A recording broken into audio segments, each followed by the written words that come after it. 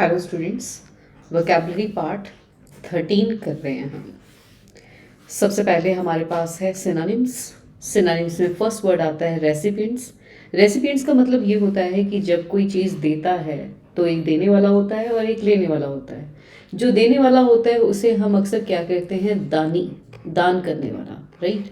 और जो लेने वाला होता है, प्राप्त करने वाला होता है, उसे हम बोलते हैं रेसिपिएंट्स, लेने वाला, ठीक है। तो इट मीन्स यहाँ पे ये रिसीवर्स इसका सिनोनिम आएगा। इंस्टिगेटर्स की अगर हम बात करें तो इसका मतलब होता है भड़काने वाला, जो भड़काए, भड़काने वाला कहलाता है इंस्टिगेटर। एंड क्रिएटर होता है निर्माण करने वाला, निर्माता, ठीक है, किसी चीज़ को बनाने वाला, निर्माता। फ्रंटियर जिसका मतलब होता है सीमा रेखा, सीमा रेखा, बाउंड्री, राइट। कॉर्नर का मतलब होता है कोना।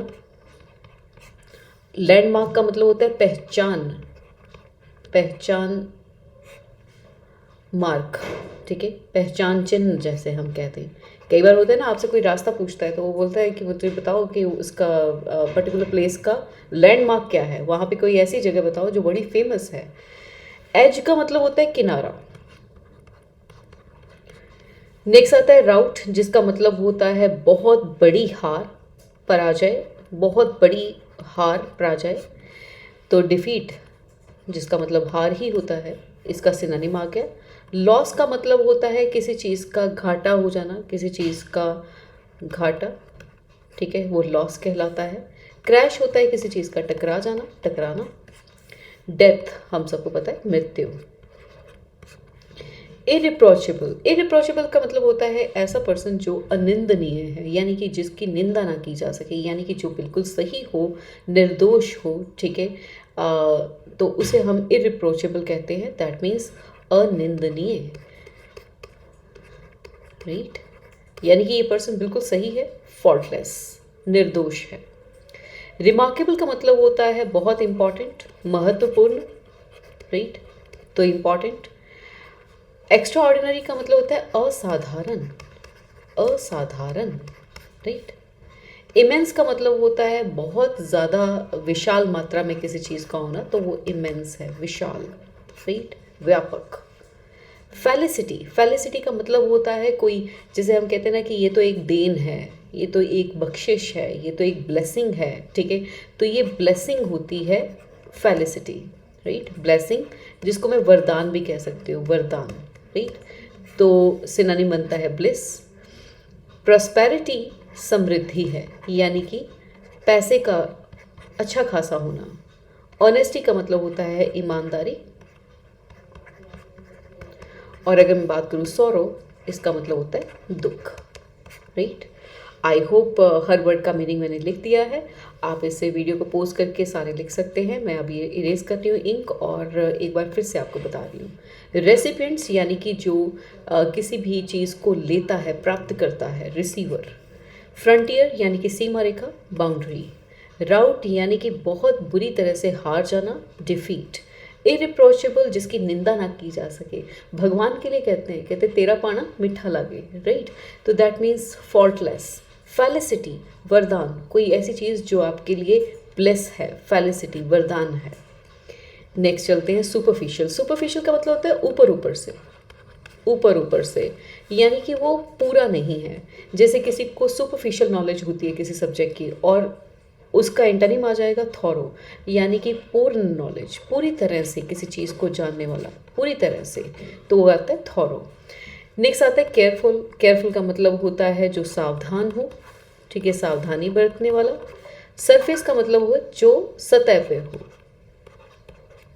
और कैजुअल का मतलब होता है अनौपचारिक, अनौपचारिक यानी जिसमें फॉर्मेलिटीज ना हो। ये थोड़े स्पेलिंग इसमें हो गए। अनौपचारिक यानी without formality, without formality, right, या। रेकलेस लापरवाह, लापरवाह। एंड एंटोनिम इसका आ जाता है केयरफुल, यानी कि सावधान।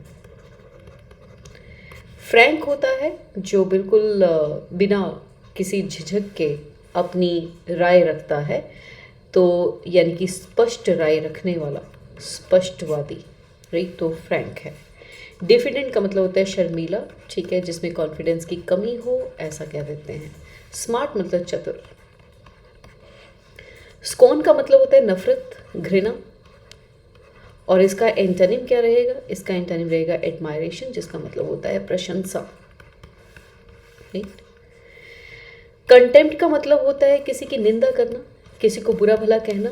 जॉय का मतलब होता है खुश रहना, यानी कि मौज मस्ती करना लिख देते हैं।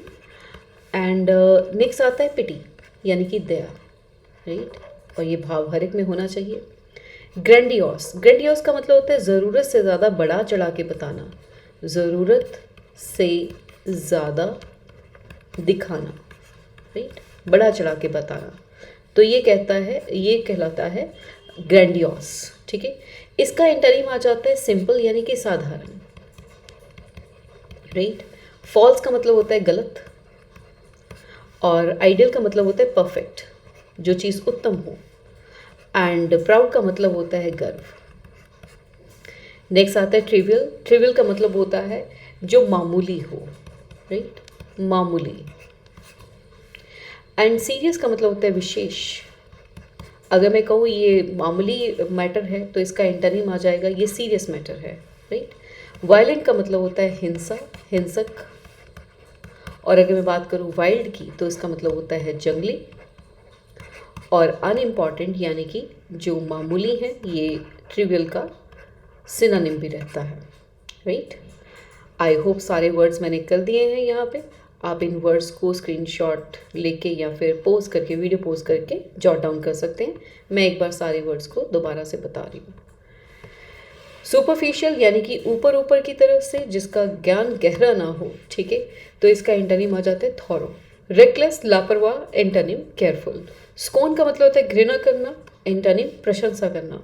ग्रैंडियोस का मतलब होता है बढ़ा चढ़ा के बताना, एंड सिंपल इसका एंटोनिम।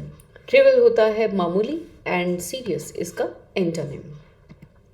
चलिए बात करते हैं वन वर्ड सब्स्टिट्यूशन की। तो वन वर्ड सब्स्टिट्यूशन में सबसे पहला है a fear of being in a small confined place, छोटी सी जगह पे रहने वाला, ठीक है, उससे फियर होना, डर होना।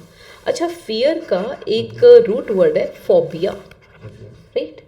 तो क्लॉस्ट्रोफोबिया का मतलब होता है स्मॉल, तंग जगह पे रहना, तंग जगह से डर, तंग जगह से डर, जैसे लिफ्ट में डर लग गया, तो ये क्लॉस्ट्रोफोबिया है। हाइड्रोफोबिया होता है पानी से डर, पानी से डर, राइट। पैराफेरिया होता है छोटा मोटा सामान, ठीक है, आपका जो भी सामान है, ठीक है, सामान, वो कहलाता है पैराफेरनेलिया। प्रोजेरिया बेटा एक डिसीज है, एक बीमारी है, जिसमें क्या होता है कि कम उम्र में बच्चे को बुढ़ापा आ जाता है। कम उम्र में बुढ़ापे के लक्षण, बुढ़ापे के लक्षण। आपने एक मूवी देखी थी पा, उस मूवी में कुछ ऐसा ही होता है, ओवरग्रो होती रहती है बॉडी, ठीक है, तो that is progeria. An inscription on a tomb, ये कहलाती है एपिटैप, यानी कि समाधि पे जो लिखा गया होता है, समाधि लेख कहते हैं इसे, जो मर गया उसके बारे में अच्छी अच्छी बातें लिख देते हैं। क्रिप्ट का मतलब होता है तहखाना, एंड ऑबिचुरी का मतलब होता है शोक संदेश, शोक संदेश, एंड मृत्यु की खबर भी कह देते हैं इसे। लेगेसी का मतलब होता है विरासत।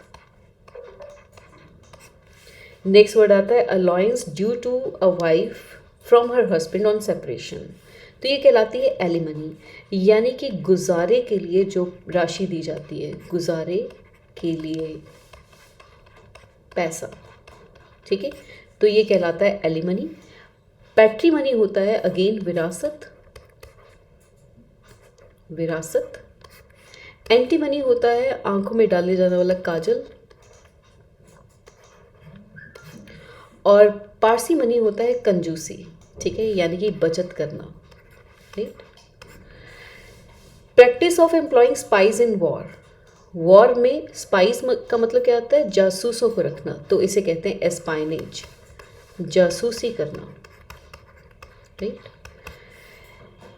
एस्प्लैनेड का मतलब होता है खुले मैदान, खुली जगह, खुले मैदान, ये कहलाते हैं आपके एस्प्लैनेड।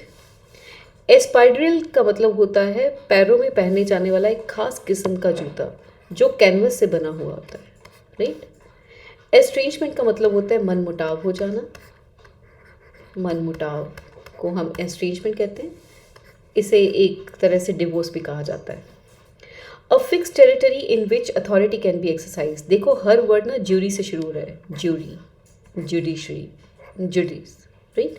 तो ये सारे ही लॉ से रिलेटेड है, ये तो समझ में आता है। अब ज्यूरिस्डिक्शन का मतलब होता है क्षेत्राधिकार, क्षेत्राधिकार, जो आपका क्वेश्चन भी है, territory in which authority can be exercise, तो ज्यूरिस्डिक्शन। जुडिशरी का मतलब क्या होता है, न्यायतंत्र, जैसे लोकतंत्र है, ठीक है, वैसे ही न्यायतंत्र, न्यायतंत्र।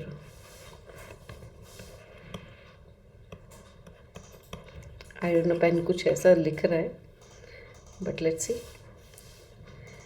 नेक्स्ट आता है ज्यूरिस्प्रूडेंस, यानी कि न्याय विधि। न्याय विधि किस हिसाब से आपको न्याय मिलेगा, न्याय विधि। मेरे पेन से थोड़ा लिखा नहीं जा रहा है, आई डोंट नो व्हाई, लेकिन मैं साथ में बोल रही हूँ तो आप लिख लीजिए। ज्यूरिस्टिक का मतलब होता है कानूनी, ज्यूरिस्टिक का मतलब आता है कानूनी, राइट। चलिए इसको एक बार इंक इरेज करके सारे ही चीज़ों का फिर से एनालिसिस करते हैं।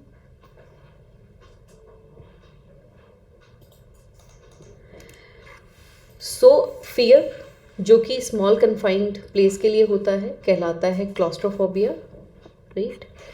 And an inscription on tomb कहलाती है एपिटेफ। एंड अलायंस जो वाइफ को दिया जाता है हस्बैंड की तरफ से सेपरेशन पे, वो कहलाती है एलिमनी। एंड स्पाइस का वॉर में यूज़ करना एस्पाइनेज।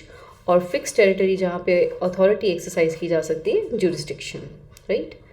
चलिए लास्ट सेशन करने जा रहे हैं idiom and phrases. Idiom and phrases में सबसे पहले आता है you have to be tactful in handling sensitive matters rather than putting the cart before the horse. Putting the cart before the horse, इसका मतलब समझते हैं।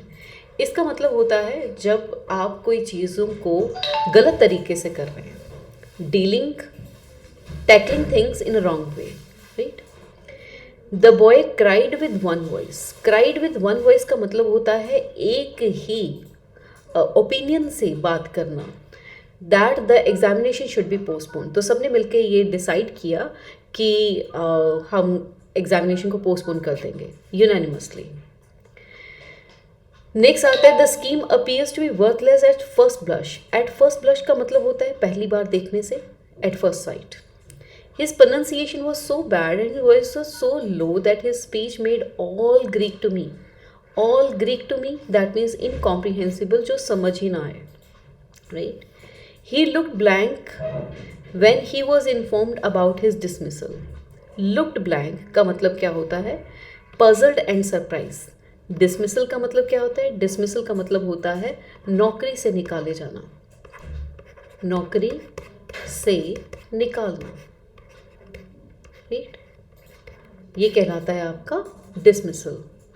और भी बहुत सारे वर्ड्स हैं यहाँ पे, vehemently, vehemently, loudly and strongly, ये तीनों वर्ड्स का एक ही मीनिंग है। मीन्स जोर शोर से कहना, जोर जोर क्या कहते हैं, जोर शोर से कहना, ठीक है। तो यानी कि बहुत बढ़ चढ़ के कहना, सबका एक ही मीनिंग है। इनऑडिबल का मतलब होता है ना सुनाई देना, ना सुनाई देना। और कोई वर्ड मुझे लग नहीं रहा जो मुश्किल है, तो एक बार इंक इरेज करके इसको दोबारा से रिवाइज करते हैं। तो पहला है putting the cart before the horse, that means tackling the things in a wrong way. And cried with one voice, that means unanimously, एक ही ओपिनियन। फर्स्ट ब्लश का मतलब है फर्स्ट साइट पे। And all Greek to me, that means incomprehensible, कुछ समझ में ही नहीं आया। नेक्स्ट आता है looked blank, that means was puzzled and surprise. This is all for the day and I hope you are learning it every day and make it a habit. और इसका जो PDF है उसका डिस्क्रिप्शन में link आपको मिल जाएगा, This is all for today. Thank you.